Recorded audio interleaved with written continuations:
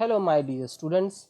In the last class we have seen the proof of very famous theorem, that is division algorithm, and we are going to come across this theorem in future many times. So let us recall the theorem and then we will go for a very important corollary of it. So we have proved that given any integers, in fact we need two integers, so given any two integers a and b, out of which one should be positive, so whatever the positive integer is there, that is going to come here. Just take a note, and this is called as, it is actually a divisor. Okay, ज्या नंबरने आपण भाग देत असतो तो number कायम non zero पाहिजे. Just note this. So therefore whatever the quantity greater than 0 is there, it is going to appear here. So there will exist unique integers q and r satisfying this a is equal to bq plus r, where this r is called as remainder. So therefore it is going to be greater equal 0 and it is going to be less than b, ज्याने आपण भाग देतोय तो त्याच्यापेक्षा लहानच पाहिजे. If I want to give again one more example, just I will give you. Purposely the notations q and r are used because q stands for quotient and r stands for what? Remainder. So if I take one example, let me go for let me say some 47, and if I divide it by 3, so you can see 3 ones are 3, you subtract it, you will get 1 over here, 7, then 3 5s are 15, and you will have 2 over here.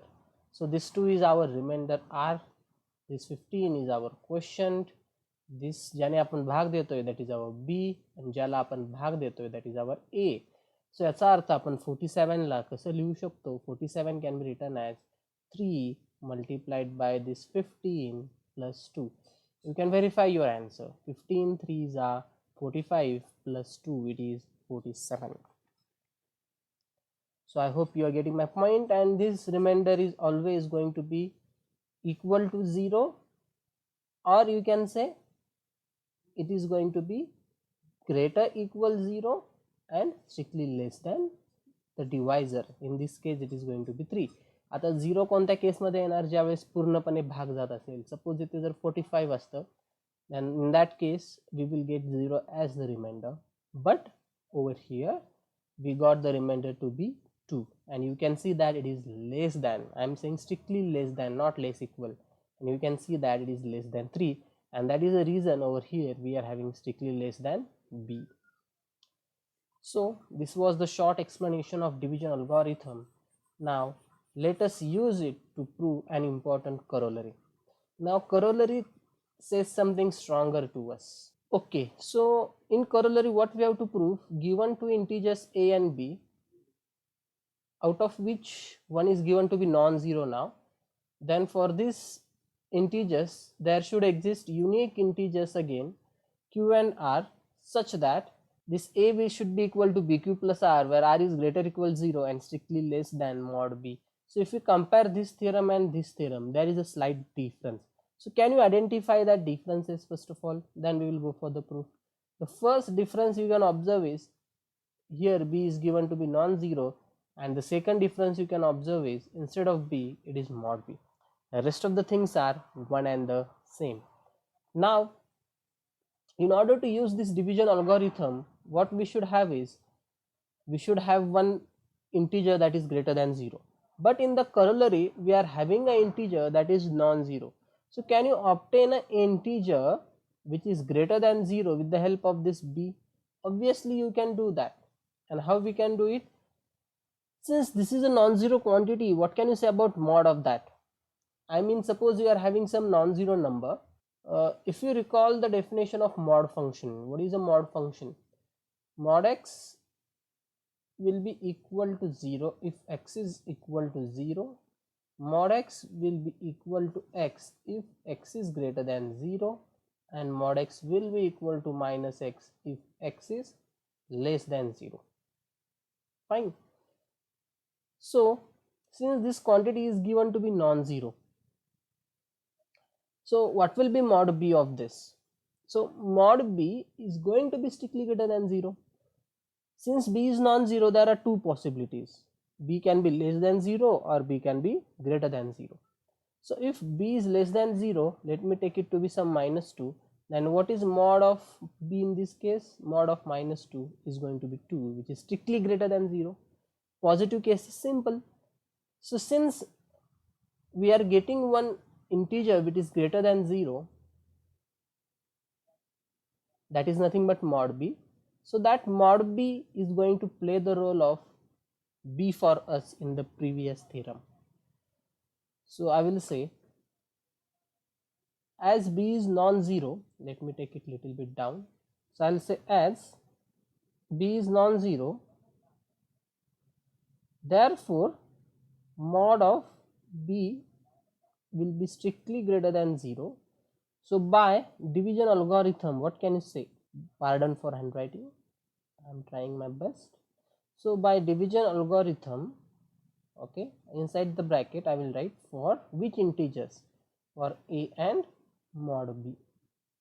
Okay, so since we want two integers in order to use the division algorithm, so I am going to use division algorithm for a and mod b. So what will be the changes in the previous theorem? So wherever there is b, it is going to be replaced by mod b. That's all. Now you can observe that we are having an integer a and we are having one integer which is greater than 0, and that is nothing but mod b, and that is what we wanted. That were the requirement of our division algorithm, right? So that requirements are fulfilled. So by division algorithm there exists, I will say, unique a will be equal to mod b, isn't it? Because b will be replaced by mod b cube plus r, where r is strictly greater equal 0, r is greater equal 0 and less than mod b, because our b will be replaced by mod b. I will write it properly. We will have mod b over here. But let us see what we have to prove. We got this by using division algorithm, but we have to prove that there exists unique q and r such that a should be equal to bq plus r, satisfying this one. So we got unique q and r such that this is happening, but instead of b we are getting mod b, but we want b over there. So what to do then? So definitely I'll go for two cases. So I'll say if b is greater than 0, then what will be my mod b? Then my mod b will be equal to what? See the definition just now I have given you. Just we'll go back a bit. So see here, so if x is greater than 0, so what is your mod x? It is x. So since here b is greater than 0, what will be my mod b? It will be b. Okay, I will call it as 1. Okay, so therefore from 1 what we will have, or I will say, then mod b is equal to b, use it in 1. So therefore what you are going to get, a will be equal to bq plus r, where r is greater equal 0 and strictly less than what? Mod b. But this we have proved for the case b greater than 0. What if b is less than 0? So if b is less than 0, then what will be my mod b? So by definition my mod b is nothing but minus b. So use it in 1 again. So if you use it in 1, what you are going to get? Therefore a will be equal to minus b q plus r, where this r is greater equal 0 and less than mod b. But what we want to prove? We want a is equal to bq plus r, isn't it? So there is one short little trick that we are going to use here, because what we have to prove, there exist unique integers q and r. There exists means we have to find that unique integers. Now it is not necessary that it will be q only and it will be r only. It can be any integers, and for that integers we are giving the notations q and r. Okay, so over here just a short adjustment. So since I want b over here, so I have to adjust this minus sign.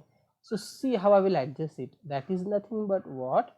A will be equal to b inside the bracket minus q plus r, where this r is strictly greater equal 0 and strictly less than mod b, isn't it?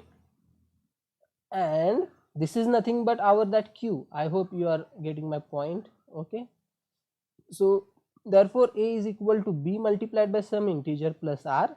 Now that integer is nothing but minus q, but that is fine.